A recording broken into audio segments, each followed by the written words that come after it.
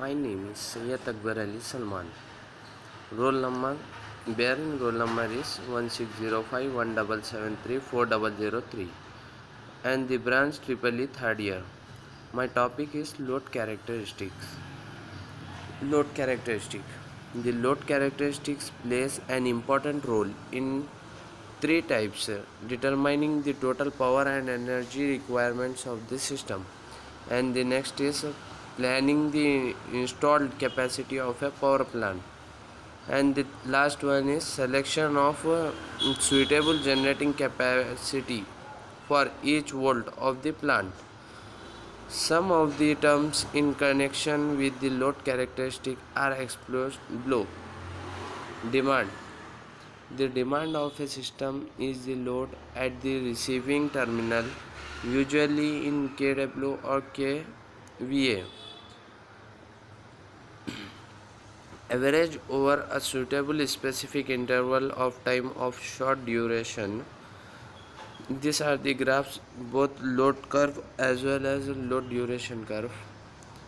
In load curve, as per you see that there is more curves, and but the difference between both graphs are same. The areas under the load curve and load duration curve are equal, and each represents the total unit consumed during a day of 24 hours. The load duration curve can be daily, weekly, monthly, and annual. Sometimes the plots are done in per unit values. The total load supplied by a generating section is normally divided into three parts. The three parts are base load, intermediate load, peak load. Now, the brief explanation of these three parts. The base load is the load below which the demand never falls and it's supplied 100% of the time. The peak load occurs for about 15% of the time. The intermediate load represents the remaining load region in the load curve. This type of loads are shown in the next figure. The figure which shows load curve and load duration curve. Load duration curve, it represents the same data, that is load duration time, but the ordinates are rearranged in magnitude sequence, not time sequence. Here the greatest load is plotted on the left and load towards the right, and the least load on the extreme right as shown. Demand interval, it is the period over which the load is averaged. Load curve of a generating station. The total power requirement of a generating station can be estimated using this curve. Load curve is also called as chronological load curve.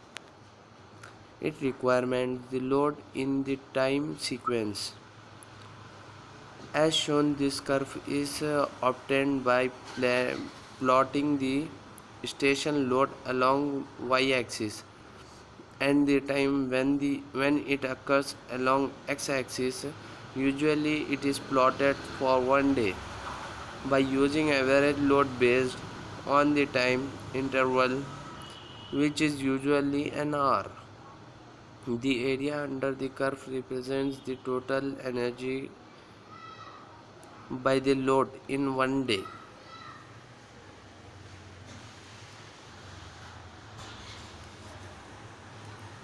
The definition of the demand factor as well as the formula. Definition of the demand factor is, it is the ratio of maximum demand on the power station to its connected load. The maximum demand of the power station and the connected load ratio. Demand factor is equals to maximum demand by connected load. The formula for the demand factor is maximum demand by connected load. Now, here the value of demand factor is usually less than 1. It is expected because maximum demand on the power station is generally less than the connected load. If the maximum demand on the power station is below MW megawatts and the connected load is 100 megawatts, then demand factor is equals to 80 by 100 is equals to 0.8. The knowledge of demand factor is vital in determining the capacity of the plant equipment. Now, diversity factor.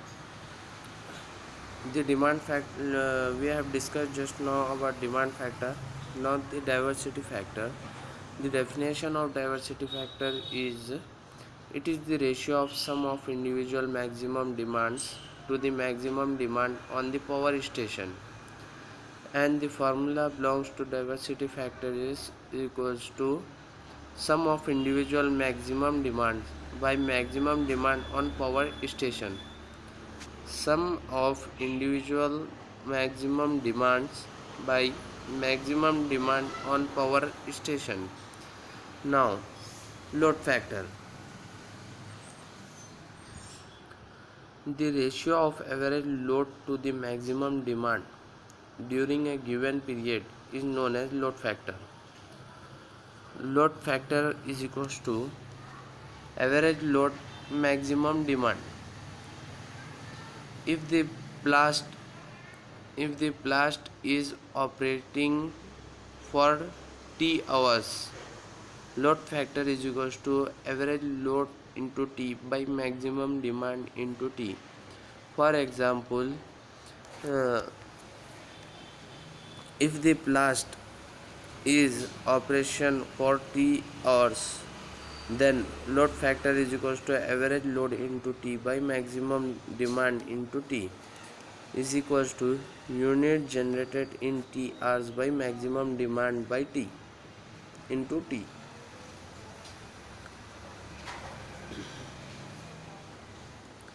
Connected load factor. This factor relates only to the receiving equipments and is defined as the ratio of the average power input to the connected load.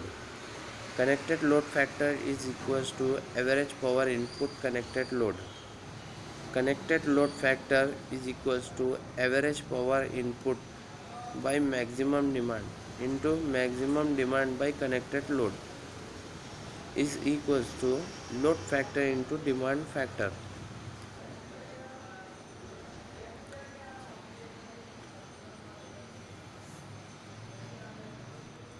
Maximum demand. It is the greatest demand of load on the power station during a given period. Maximum demand is the greatest power on the station during a given period. If a distribution has P kilowatts loss at its peak load, then K square P will be the loss at the time of total system peak, the cost of which is demand based. Therefore, K square P kilowatts losses demand must be provided by the generating equipments. Load diversity complicates the evaluation of the demand based cost of peak load losses.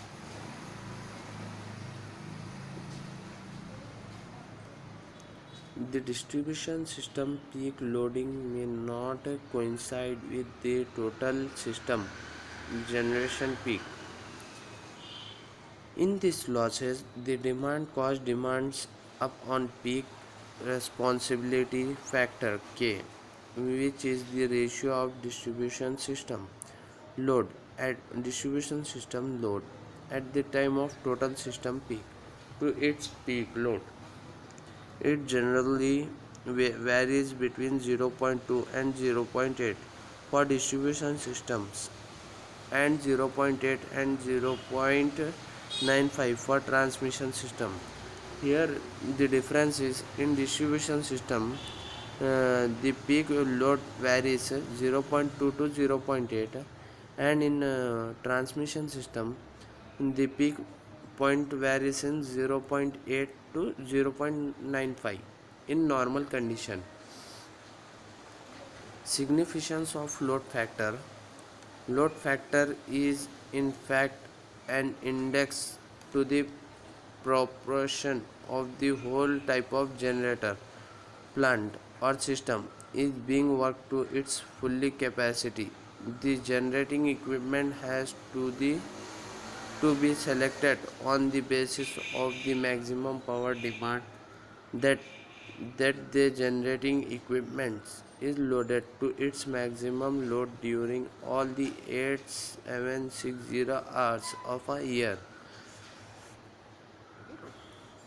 But whether the equipment is being worked to its full capacity or not, there are certain charges like interest, depreciation, tax, insurance, part of staff salaries, etc., which are adding up continuously. In other words, the equipment is costing money to its owner whether working or idle. The equipment earns profit only during those hours when it is fully loaded, and the more it is fully loaded, the more is the profit to the owner.